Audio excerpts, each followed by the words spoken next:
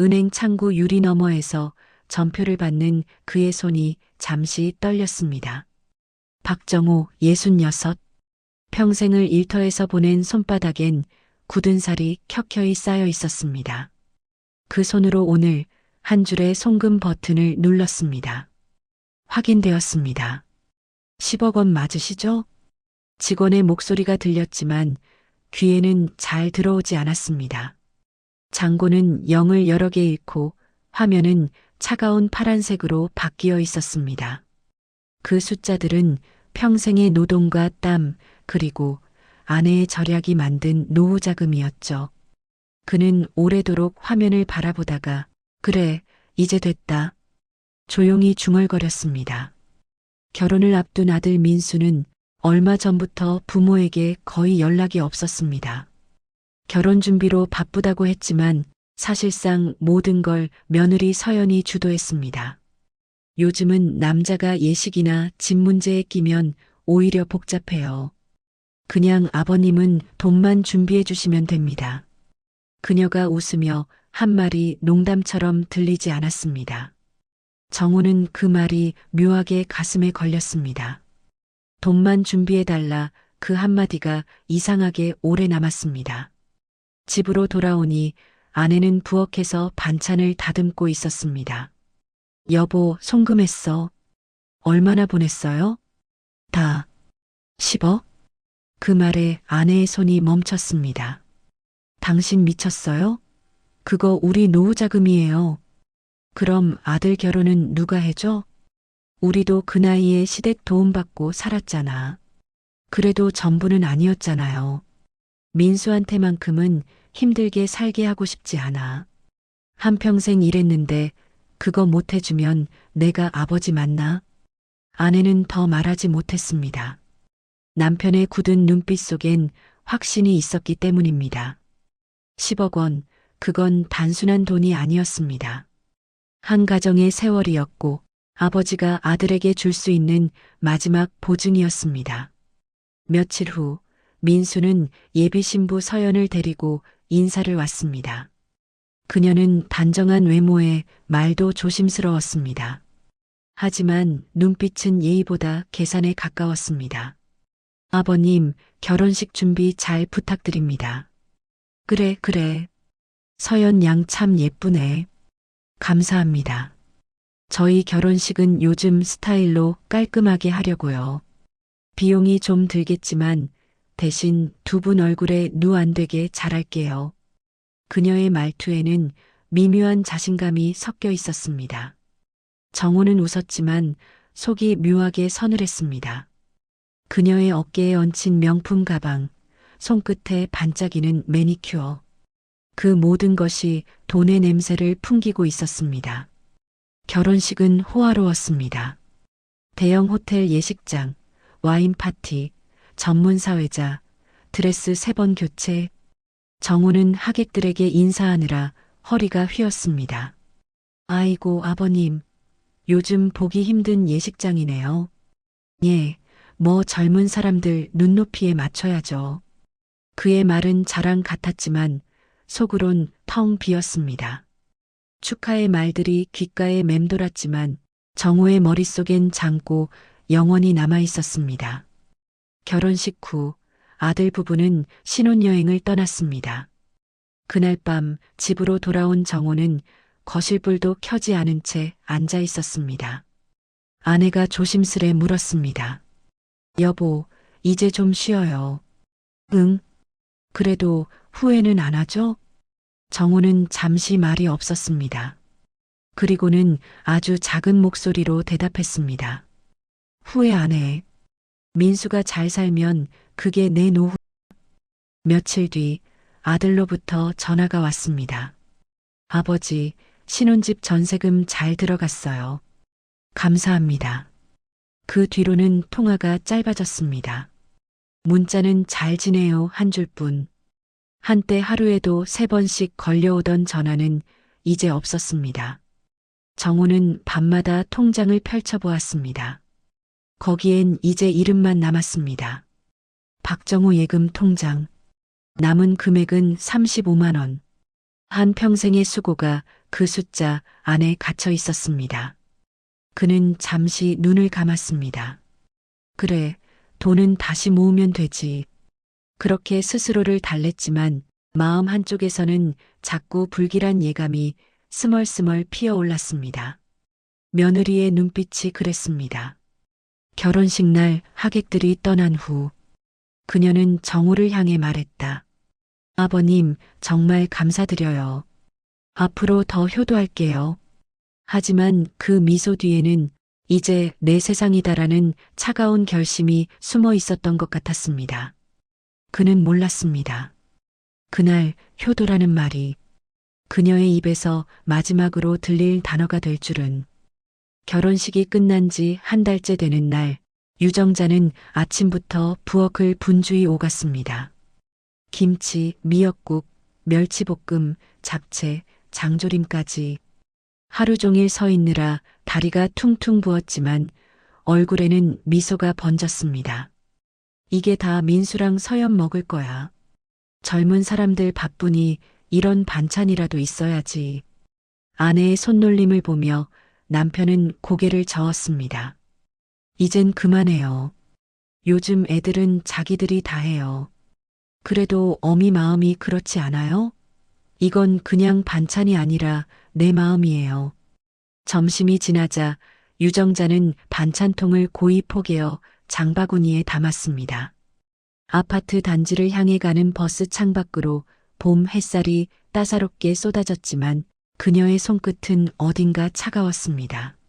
며느리 서연이가 좋아하겠지? 그녀는 괜히 거울을 보고 머리를 매만졌습니다. 평생 장사만 하던 손으로 만든 음식이 도시에 세련된 며느리 입맛에도 맞았으면 좋겠다고 생각했습니다. 신혼집 현관 앞에 도착했을 때 초인종을 누르기 전 잠시 망설였습니다. 예고 없이 찾아가면 실례가 아닐까 싶었죠. 하지만 곧 생각을 바꿨습니다. 가족끼리 뭐 그런 걸 따져. 딸랑 초인종 소리가 울리고 잠시 후 문틈 사이로 얼굴을 내민 건 며느리 서연이었습니다. 어머, 어머니 어쩐 일이세요? 그냥 김치 좀 가져왔어요. 들어가도 되죠? 아, 네, 그런데 집이 아직 좀 정리 중이라. 서연의 목소리는 다정했지만 눈빛엔 어색함이 맴돌았습니다. 유정자는 미소를 지으며 안으로 들어섰습니다. 어휴, 이게 뭐 이렇게 깨끗해요? 호텔 같네. 요즘 인테리어가 다 이렇게 나와요. 좋다. 민수 덕에 이런 집도 와보네. 유정자가 농담처럼 웃자 서연은 마지못해 웃는 듯 입꼬리만 올렸습니다. 식탁 위엔 향수병과 와인잔이 가지런히 놓여 있었습니다. 바닥엔 고급 러그, 벽엔 해외여행 사진이 액자처럼 걸려 있었죠. 우리 서연 참 부지런하네. 요즘은 이런 게 기본이에요. 그녀의 말투엔 미묘한 거리감이 묻어 있었습니다. 유정자는 애써 듣지 못한 척하며 반찬통을 냉장고에 차곡차곡 넣었습니다. 여기 멸치볶음은 민수 어릴 적부터 좋아했잖아. 어릴 땐 매일 엄마 멸치 찾았는데 말이지. 그랬어요? 서연은 냉정한 표정으로 대답했습니다. 그 표정 속엔 그건 옛날 이야기예요 라는 말이 숨어 있었습니다. 민수는 어디 갔어요? 회사 갔어요. 요즘 프로젝트가 많대요. 그래요? 그럼 저녁은 같이 못 먹겠네. 네, 오늘은 친구들이랑 약속이 있어서요. 그녀는 가방을 챙기며 시계를 슬쩍 확인했습니다. 유정자의 입술이 굳었습니다. 아니, 시어머니가 왔는데 약속을 나간다고? 입안에서 질문이 맴돌았지만 꺼내지 않았습니다. 현관 앞에서 신발을 신으려던 서연이 문득 뒤돌아보았습니다. 어머니, 저 한 가지 말씀드려도 될까요? 응? 다음엔 오시기 전에 한 번만 미리 연락 주세요. 제가 요즘 일정이 많아서요. 갑자기 오시면 좀. 아, 그래, 알겠어. 유정자는 웃으려 했지만 얼굴 근육이 움직이지 않았습니다. 미안하다. 내가 생각이 짧았네. 아니에요, 어머니. 서연은 부드럽게 말했지만 그 부드러움 속엔 확실한 선이 그어져 있었습니다. 문이 닫히고 복도에는 정적이 흘렀습니다. 유정자는 천천히 엘리베이터를 향해 걸었습니다. 손에 들린 장바구니가 갑자기 무겁게 느껴졌습니다. 엘리베이터 안거울에 비친 자신은 생각보다 더 늙어 있었습니다. 내가 뭘 잘못한 걸까? 혼잣말이 새어나왔습니다. 집으로 돌아오니 남편이 물었습니다. 서연이는 잘 있었어? 응, 잘 있더라. 그녀는 짧게 대답했지만 목소리 끝이 미세하게 흔들렸습니다. 근데 우리한테 연락 안 하는 건 바빠서겠지? 그렇겠죠. 그래, 그런 거겠지. 남편이 리모컨을 돌리는 동안 유정자는 식탁 위에 놓인 냉장고 메모지에 서연 반찬이라고 써봤다가 조용히 구겼습니다. 밤이 깊어가자 휴대폰을 집어들었습니다. 메시지 창을 열고 오늘 반찬 맛있게 먹었어요? 라고 썼다가 다시 지웠습니다. 손끝이 떨렸습니다. 이게 간섭일까? 그냥 안부 인사인데. 그녀는 휴대폰을 천천히 내려놓고 창밖을 보았습니다. 달빛이 커튼 사이로 흘러들며 벽에 희미하게 그림자를 만들었습니다. 그림자 속의 자신이 유난히 작아 보였습니다. 한참 후 남편이 잠에서 깨어 부엌으로 나왔습니다. 앉아요? 응, 그냥 잠이 안 와서. 괜찮아요. 애들 신혼이잖아요. 다 그렇게 시작하는 거죠. 그렇겠지. 그녀는 억지로 미소를 지었습니다. 하지만 마음속 어딘가에서 아주 작은 균열이 생기고 있었습니다. 그 균열은 아직 눈에 보이지 않았지만 시간이 지나면 분명 금이 되어 드러날 것이었습니다. 그리고 다음 날 아침 유정자는 뉴스에서 이런 문장을 듣게 됩니다. 요즘 60대 이상 부모 절반이 자녀 결혼 자금 지원 후 후회한다는 조사 결과가 나왔습니다. 그녀는 리모컨을 내려놓고 텅 빈 거실을 바라봤습니다. 뉴스 속 낯선 수치가 어느새 자신의 이야기처럼 느껴졌습니다. 그리고 알 수 없는 서늘한 예감이 그녀의 마음 깊은 곳에서 천천히 피어올랐습니다. 그날은 비가 부슬부슬 내리던 목요일 저녁이었습니다. 유정자는 장을 보던 카트를 밀며 습관처럼 며느리 서연에게 전화를 걸었습니다. 서연아, 이번 주엔 김치 좀 보내줄까? 지난번엔 너무 짜다고 해서 덜 넣었어.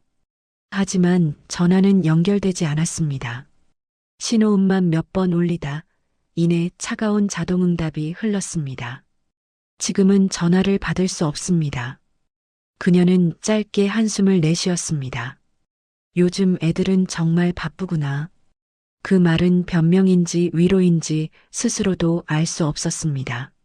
집으로 돌아와 장바구니를 내려놓은 뒤 그녀는 망설이다가 아들 민수에게 전화를 걸었습니다. 민수야, 어머니야. 서연이한테 김치 좀 전해줘라.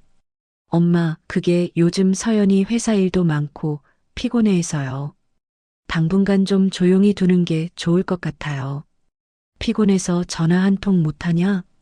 엄마, 그냥 신우는 둘이 좀 편하게 살게 해줘요.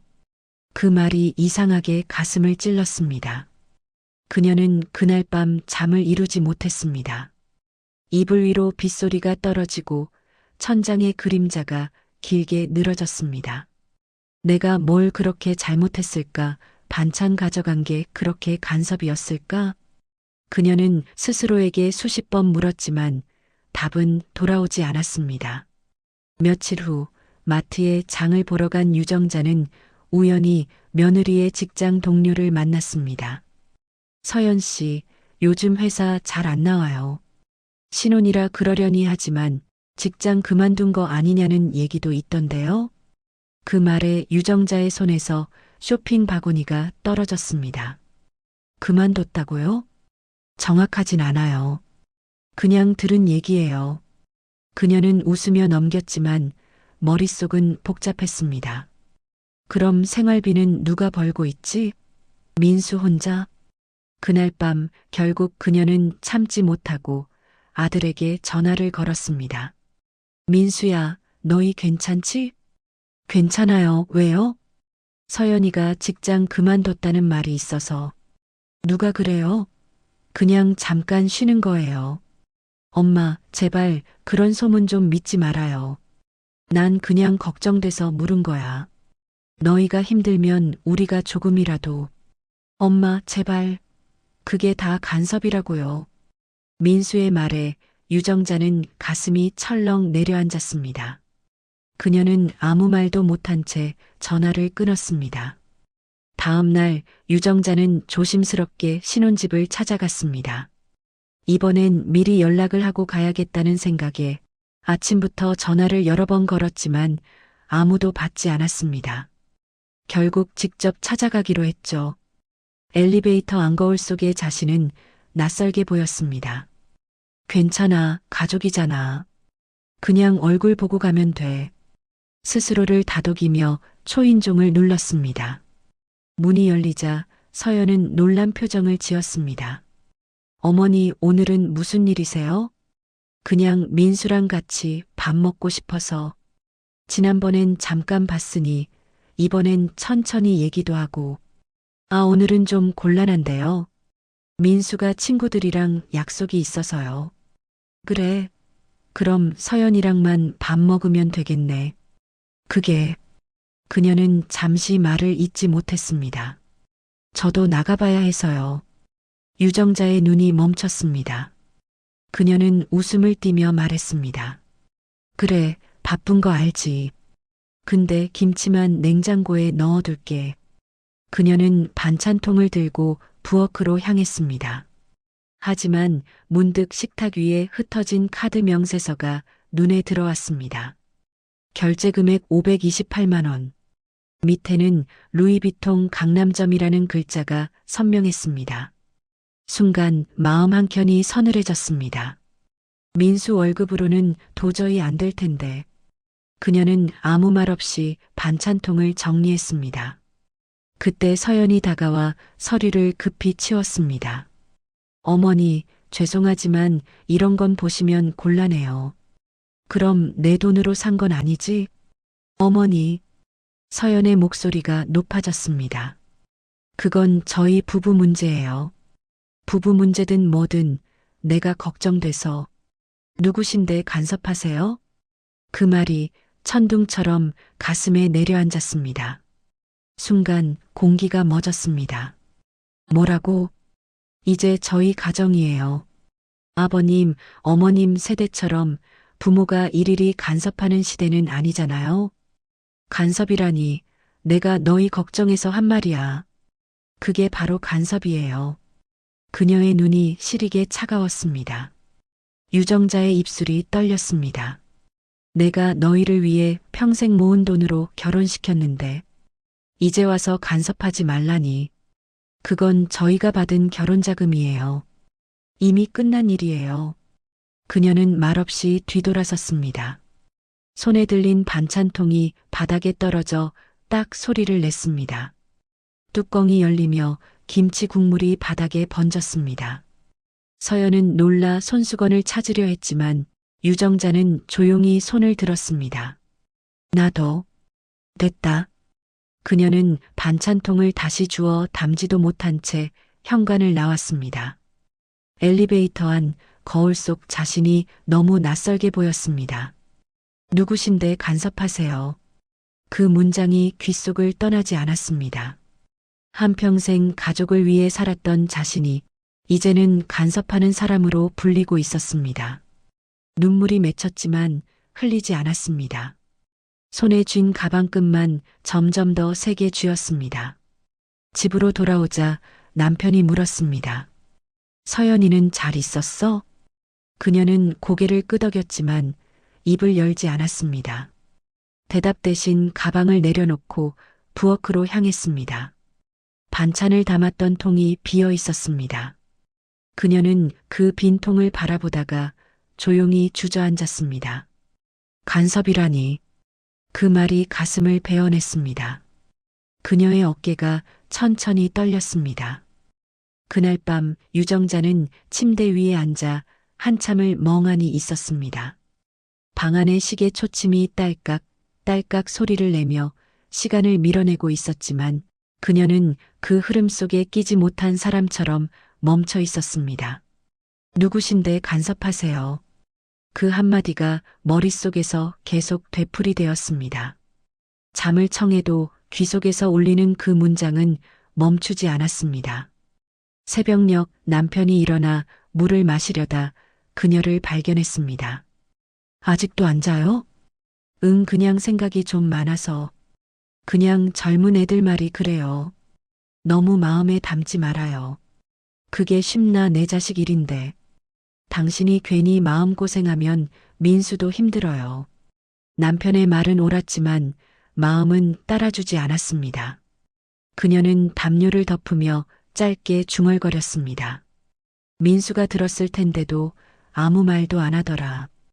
이틀 후 아들이 전화를 걸어왔습니다. 엄마, 그날 일은 죄송해요. 서연이가 요즘 예민해서 그랬어요. 민수야, 예민하단 말로 다 설명이 되니? 엄마도 서연 입장에서 생각 좀 해줘요. 요즘 세대는 부모 간섭을 힘들어해요. 간섭이 아니라 걱정이지. 그걸 구분 못하면 그게 가족이니? 엄마, 제발 좀. 민수야. 그녀는 목소리를 낮췄습니다. 내가 너희 결혼시킨 돈이 얼마인지 알지? 그걸 왜 지금 말씀하세요? 그 돈은 내 평생이었어. 너를 믿었고 내가 행복하길 바랐어. 그런데 내 아내가 그걸 간섭이라 하네. 엄마, 그건 서연 말버릇이에요. 진심은 아니에요. 진심이든 아니든 말이란 건 마음의 방향이야. 통화는 길지 않았습니다. 전화를 끊자마자 눈물이 뚝 하고 떨어졌습니다. 화가 났다기보다는 허탈했습니다. 민수가 죄송하다고 말했지만 그 죄송은 마치 그만 좀 하라는 뜻처럼 들렸습니다. 그녀는 오래전 어린 민수가 5살이던 시절을 떠올렸습니다. 비 오는 날 학교 앞에서 우산을 들고 기다리던 자신을 보며 아들이 엄마가 제일 좋아요 하던 그 목소리, 그 순진한 말이 이제는 너무 먼 세상의 소리처럼 느껴졌습니다. 며칠 뒤 그녀는 다시 신혼집으로 향했습니다. 이번엔 민수가 직접 오라 했습니다. 서연이랑 같이 저녁 먹어요. 그날 일은 정리할게요. 그녀는 혹시나 하는 마음으로 반찬을 한 상자 더 챙겼습니다.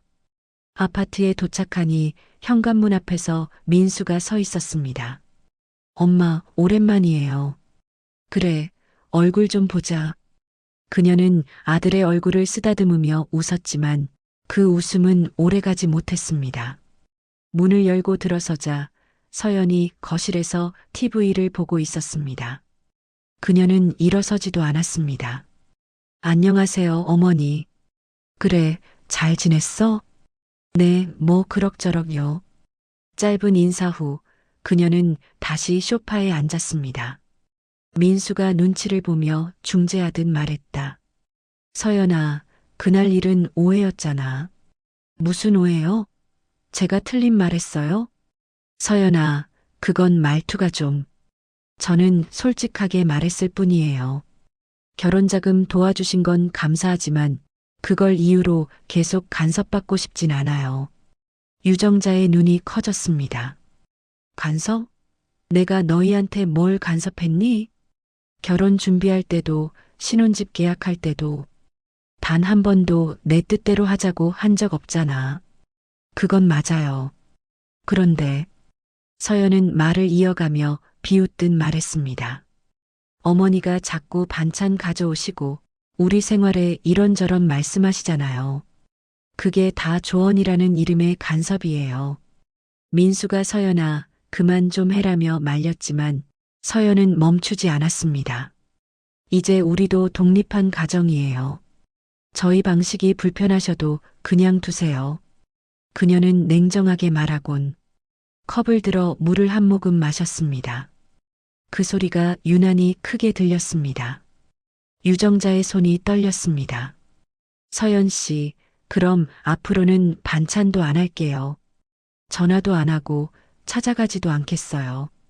그녀는 담담하게 말했지만 그 담담함은 눈물의 가장자리에서 만들어진 것이었습니다. 그 대신 부탁 하나만 하자. 민수 힘들게는 하지 마라. 그 아이는 겉으론 강하지만 속은 여린애야. 그건 어머니가 걱정하실 일이 아니에요. 그 말이 떨어지는 순간 민수가 소리쳤습니다. 서연아. 그러자 서연이 고개를 돌리며 낮은 목소리로 대답했습니다. 이건 우리 문제야. 민수는 눈을 감았습니다. 그리고 아주 작게 말했다. 죄송해요, 엄마. 서연 말이 맞아요. 그녀는 그제야 알았습니다. 민수의 침묵이 서연의 편에 서 있다는 것을. 말로는 죄송하다고 했지만 마음은 이미 며느리에게 기울어 있었습니다. 그녀는 더 이상 아무 말도 하지 않았습니다. 조용히 일어나 현관으로 향했습니다. 민수가 따라오며 말했습니다. 엄마, 화내지 마요. 서연도 나름 힘든 게 있어요. 그래, 힘들겠지. 그런데 세상에 힘든 게 서연뿐이겠니?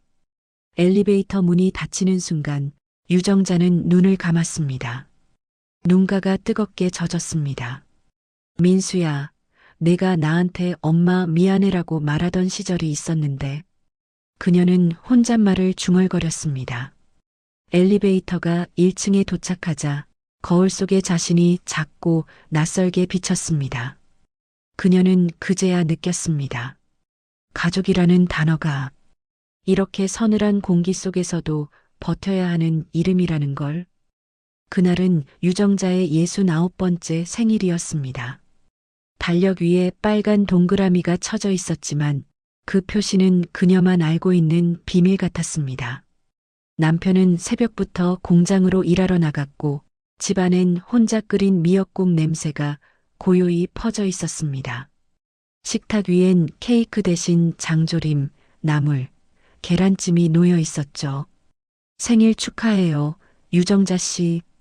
그녀는 혼잣말로 중얼거리며 웃었습니다. 그 웃음이 허공에 흩어지는 걸 보며 조용히 한숨을 내쉬었습니다. 핸드폰 화면을 켜니 메시지는 없었습니다. 단 하나 새벽에 온 광고 문자뿐이었습니다. 오늘 단 하루 전 품목 30% 할인. 그녀는 그 문장을 읽고 고개를 저었습니다. 할인 말고 사람 마음도 좀 채워주면 좋으련만. 그녀는 커피 한 잔을 내려 마셨습니다. 장김이 나는 커피 위로 지난 세월이 떠올랐습니다. 아들을 대학 보내던 날, 입대하던 날, 그리고 결혼식장에서 눈물로 축복하던 순간까지 그 모든 장면이 스쳐 지나가며 나는 정말 잘한 걸까? 라는 질문이 남았습니다. 점심 무렵 이웃 박 여사가 케이크를 들고 찾아왔습니다. 정자 씨, 오늘 생일이라면서? 애들 전화 왔어? 아니, 뭐 바쁜가 봐. 요즘 애들은 다 그래. 그래도 아들 하나 키운 보람이 있잖아. 그 말에 유정자는 씁쓸한 미소를 지었습니다. 보람이라. 그 단어는 지금 그녀의 입에 너무 무거웠습니다. 박 여사가 돌아간 후 그녀는 텔레비전을 켰습니다. 낯선 예능 프로그램 속에서 젊은 사람들이 웃고 떠들었습니다. 그 웃음이 왠지 멀게 느껴졌습니다. 리모컨을 껐다 켰다 하던 중 휴대폰 진동이 울렸습니다.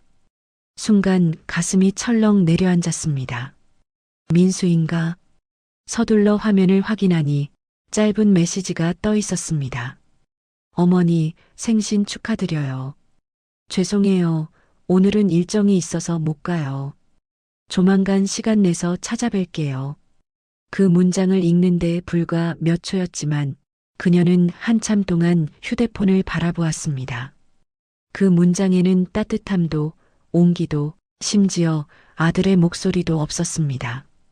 서연이가 보냈구나. 그녀는 곧 깨달았습니다. 민수의 말투가 아니었습니다. 하트도 이모티콘도 없는 딱딱한 문장. 결혼 이후 며느리가 대신 보내던 메시지들이 늘 이랬습니다. 그녀는 휴대폰을 천천히 내려놓았습니다. 잠시 후 남편이 퇴근에 들어왔습니다. 여보, 생일인데 애들 연락 왔어? 응, 문자 하나 왔어. 전화는? 없어. 그래도 문자라도 했잖아요. 그렇지. 그녀는 웃으려 했지만 입꼬리가 올라가지 않았습니다. 당신 오늘 케이크라도 하나 사올 걸 그랬네. 괜찮아요. 내가 먹고 싶으면 내일 사면 되지. 그녀는 그렇게 말하며 그릇을 정리했습니다. 식탁 위에는 두 사람의 식사 흔적이 남아 있었습니다.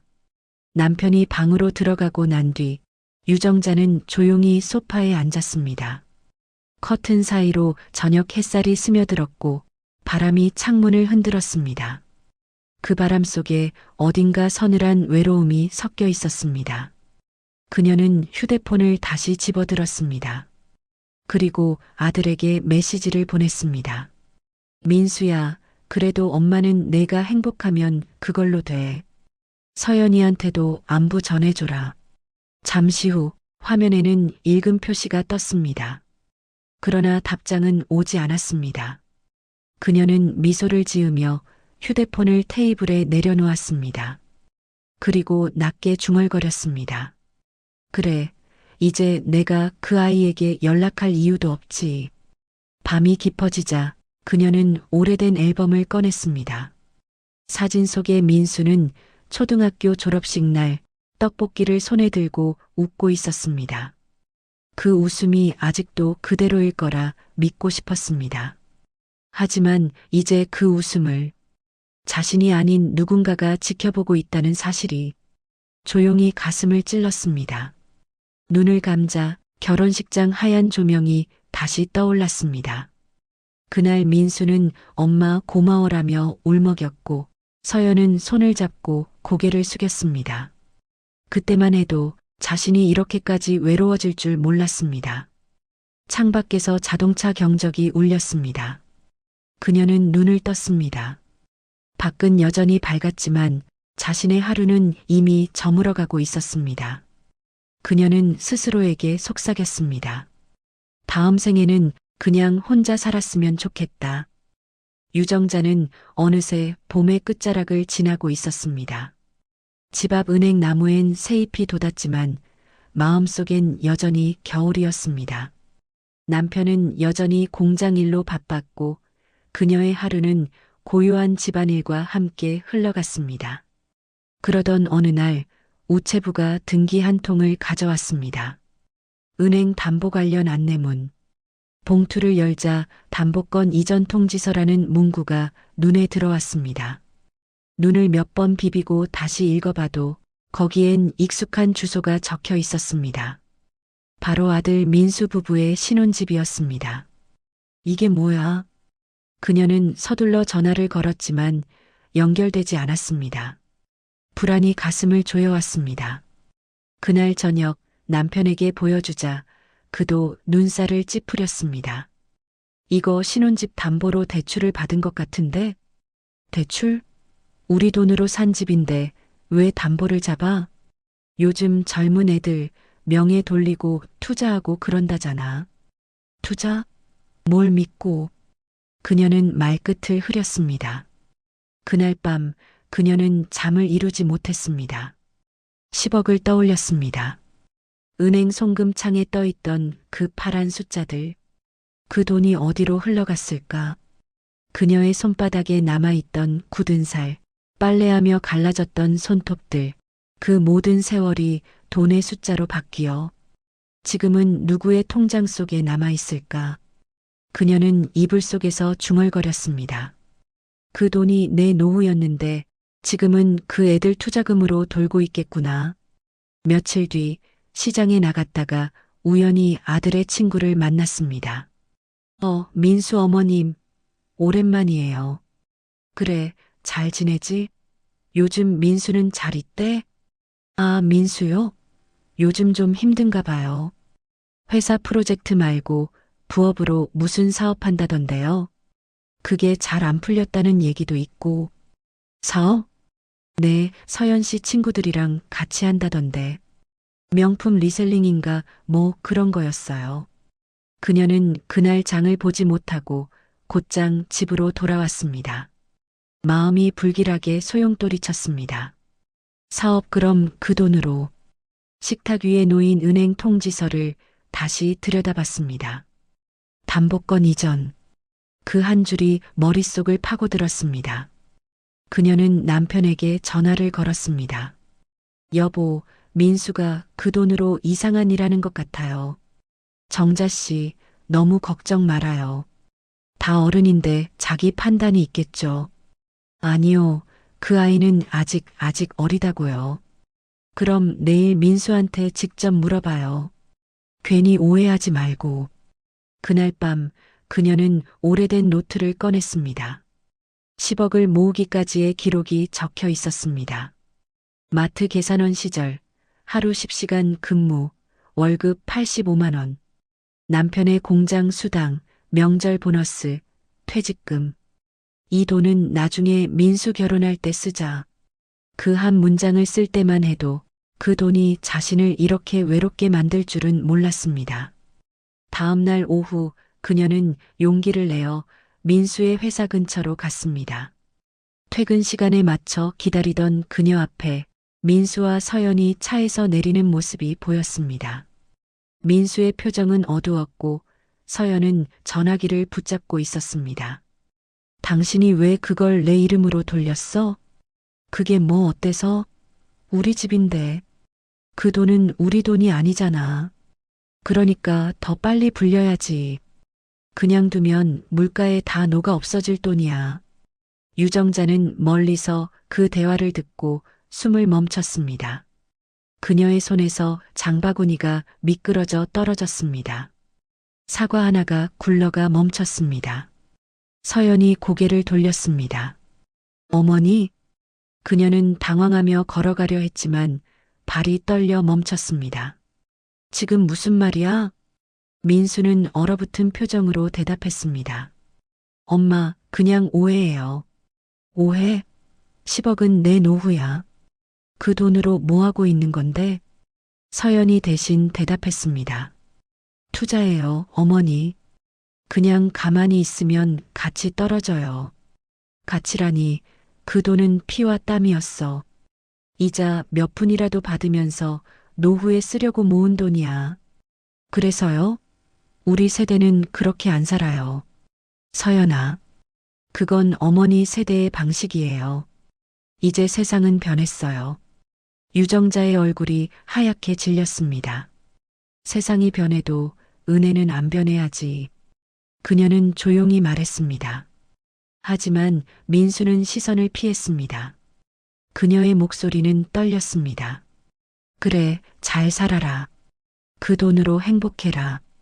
그녀는 그렇게 말하고 돌아서 걸었습니다. 뒤에서 민수가 엄마 하고 부르려 했지만 서연이 그의 팔을 붙잡았습니다. 그냥 두세요. 괜히 또 싸움 나요. 집으로 돌아온 유정자는 신발도 벗지 못한 채 현관에 앉았습니다. 손끝이 차갑게 식어갔습니다. 그녀는 조용히 중얼거렸습니다. 10억으로 아들 결혼을 샀는데 결국 그 돈이 내 아들을 데려갔구나. 눈물이 한 줄기 흘러내렸습니다. 밖에서는 봄비가 내리고 있었습니다. 그 비는 유난히 오래 내렸습니다. 마치 세상이 함께 울어주는 듯이. 며칠이 지나도 유정자는 마음이 진정되지 않았습니다. 식탁 위엔 여전히 담보 통지서가 놓여 있었고 그 종이 한 장이 자신을 매일 시험하듯 쳐다보고 있었습니다.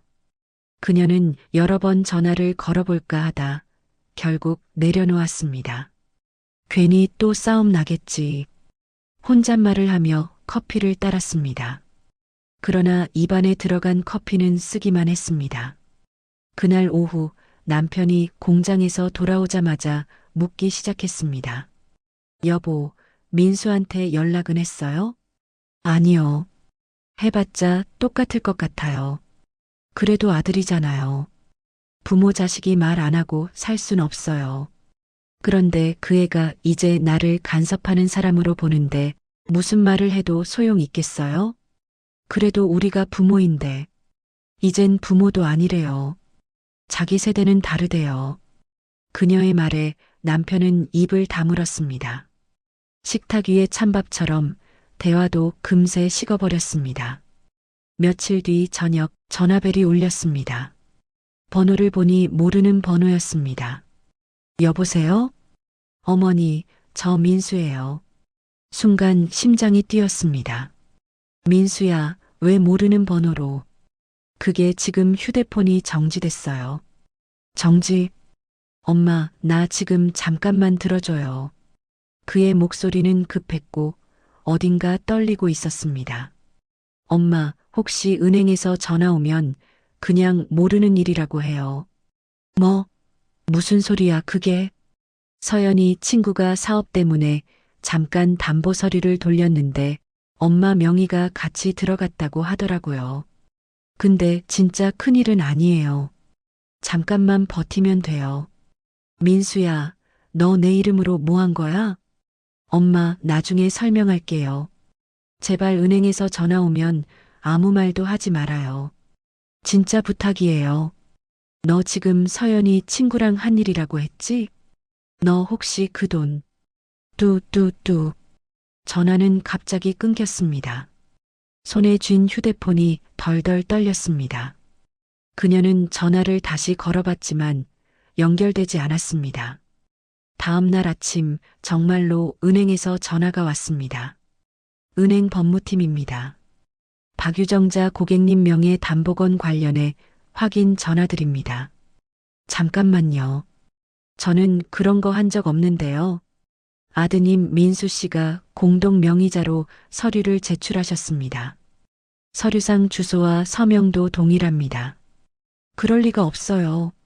그런 서류에 제가 서명한 적이 없어요. 그럼 저희가 위조 여부를 확인해 보겠습니다. 그녀는 수화기를 든 채 손이 떨렸습니다. 전화가 끊긴 후 그녀는 의자에 털썩 주저앉았습니다. 이게 무슨 일이야? 그녀는 허공을 바라봤습니다.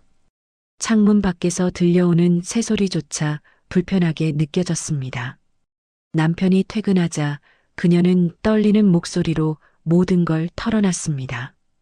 그 애가 내 이름을 썼대요. 그 사업 때문에 담보를 내면서. 남편은 한동안 말이 없었습니다. 민수가 그럴 리가 없어요. 은행에서 확인 전화가 왔다니까요. 그럼 직접 가서 물어봅시다. 그들은 그날 저녁 아들 부부의 집으로 향했습니다. 현관문 앞에서 들려오는 소리에 발걸음이 멈췄습니다. 안에서는 고성이 오가고 있었습니다. 서연아, 그건 진짜 아니야. 엄마 이름을 쓰면 안 되지. 그럼 당신이 대신 써요. 내 이름은 신용도 안 되잖아요. 그건 사기야. 사기든 뭐든 돈만 돌려받으면 끝이야. 유정자는 그 자리에서 멈춰 섰습니다. 문틈 사이로 들려오는 그 대화가 마치 얼음처럼 귀를 때렸습니다. 그녀는 문을 두드렸습니다. 민수야, 열어봐. 엄마야. 안에서는 잠시 정적이 흐른 뒤 서연의 차가운 목소리가 들렸습니다. 어머니, 지금은 안 돼요. 문 열어.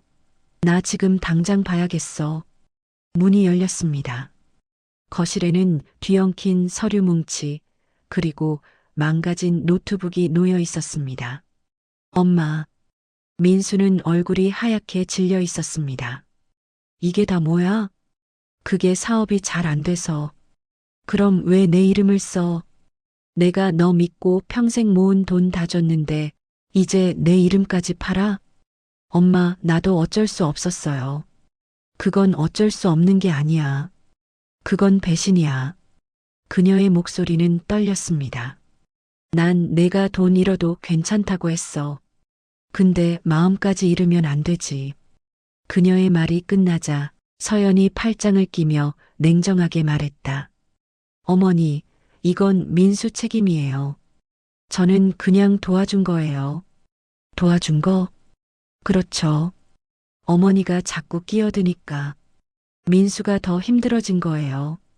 그 순간 유정자의 시야가 흐릿해졌습니다. 서연아, 넌 정말. 말이 이어지지 않았습니다. 그녀는 문 밖으로 나와 복도를 걸었습니다. 발밑이 흔들렸습니다. 엘리베이터 문이 닫히는 동안 민수의 울먹이는 목소리가 들렸습니다. 엄마 미안해. 그 말은 엘리베이터 문 사이로 흩어졌습니다. 그녀는 더 이상 눈물을 참지 않았습니다. 손등으로 닦아내도 끝없이 흘렀습니다. 그녀는 중얼거렸습니다. 내가 낳은 아들이 내 이름을 팔 줄은 몰랐다. 그날 밤 그녀는 은행에 전화를 걸었습니다. 그 담보제 이름은 빼주세요. 제가 동의한 적 없습니다. 예, 조사 절차에 따라 진행하겠습니다. 그녀는 전화를 끊고 한참을 바라보다 조용히 불을 껐습니다. 집안은 어둡고 고요했습니다. 그녀의 마음에도 불이 꺼진 듯 했습니다.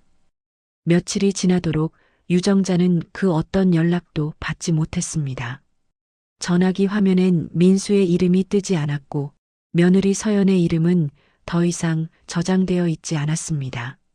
대신 은행에서 온 문자가 하루에 한두 번씩 도착했습니다. 담보 확인 절차가 완료되었습니다. 법적 절차 진행 예정입니다. 그 문장들이 눈앞에 뜨일 때마다 가슴이 내려앉았습니다. 이제 정말 끝이구나. 그녀는 혼잣말처럼 중얼거렸습니다. 남편은 그런 아내를 바라보며 조심스럽게 물었습니다. 유정자 씨, 괜찮아요? 괜찮을 리가 있나요? 10억도 잃고 아들도 잃었는데 아들이야 언젠가 돌아오겠죠. 아니요. 이제 그 애는 나 몰라요. 그녀는 부엌으로 향하며 고개를 저었습니다.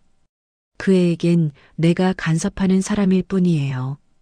밤이 깊어갈 무렵 그녀는 서랍에서 오래된 노트를 꺼냈습니다. 표지에는 흐릿한 글씨로 민수일기라고 적혀 있었습니다. 어릴 적 아들이 초등학교 때 써둔 공책이었습니다. 그녀는 한 장 한 장 넘기며 읽었습니다. 오늘 엄마가 김치찌개를 해줬다. 제일 맛있었다. 엄마가 비 오는데 학교까지 데리러 와줬다. 엄마는 나의 영웅이다. 그 문장들을 보는 순간 눈물이 쏟아졌습니다. 종이 위로 떨어진 눈물이 글씨를 번지게 만들었습니다. 그녀는 노트를 가슴에 꼭 끌어안았습니다. 이튿날 아침 햇살이 커튼 사이로 비쳤습니다. 그녀는 조용히 거실을 정리했습니다. 남편이 묻습니다.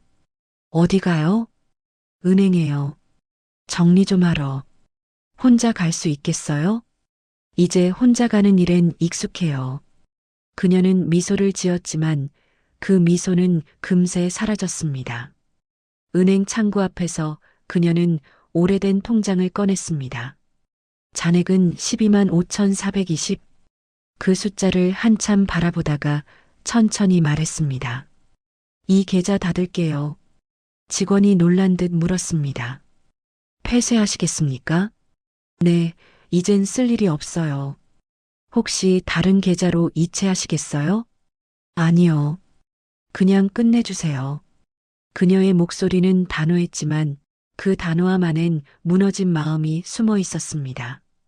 은행을 나와 집으로 돌아오는 길, 그녀는 우체국 앞에서 멈춰 섰습니다. 편지 한 장을 썼습니다. 글씨는 천천히 또박또박 적혀갔습니다. 민수야, 엄마가 널 미워하는 날이 올 줄은 몰랐다. 그래도 미워하지 않으려 노력 중이다. 10억은 돈이 아니라 엄마가 너한테 준 마음의 자리였단다. 그 자리를 내가 팔았을 때 엄마는 비로소 세상이 참 차갑다는 걸 알았다. 하지만 아직도 널 믿고 싶다. 사람은 잘못을 할 수 있지만 그 잘못 위에 다시 세울 수 있는 것도 사람이니까. 엄마는 이제 너희 집 근처엔 가지 않을게. 그 대신 내가 언젠가 다시 돌아올 길은 열어둘게. 그 길이 너무 어둡지 않게 등불 하나 켜둘게. 그게 엄마가 할 수 있는 마지막 간섭이란다. 엄마가 편지를 봉투에 넣어 아들의 주소를 적었습니다. 봉투 위에 떨어진 눈물이 잉크를 번지게 했습니다. 그녀는 우체통 앞에서 한참을 서 있었습니다. 떨리는 손으로 편지를 넣고 잘 살아라, 내 아들아. 그 말 한마디를 남겼습니다. 그날 저녁 남편이 물었습니다. 편지는 보냈어요? 응, 이제 정말 끝냈어요. 그래도 언젠가 민수가, 그땐 내가 없겠지. 그녀는 창문 밖으로 시선을 돌렸습니다. 해가 지고 어둠이 내려왔습니다. 그 어둠 속에서 한 줄기 노을빛이 창문 유리에 길게 드리워졌습니다. 그녀는 낮게 중얼거렸습니다. 그래도 내 아들이었지. 그게 전부였어. 잠시 후 휴대폰에 메시지가 도착했습니다. 발신인 민수. 엄마 미안해요. 오늘 편지 받았어요. 이제야 엄마 마음 알겠어요. 그녀는 화면을 바라보다 미소를 지었습니다. 그래, 알면 됐지. 휴대폰을 조용히 내려놓고 눈을 감았습니다. 창밖에 노을이 사라질 무렵 그녀의 표정에는 오랜 고통이 아닌 조용한 평온이 찾아오고 있었습니다.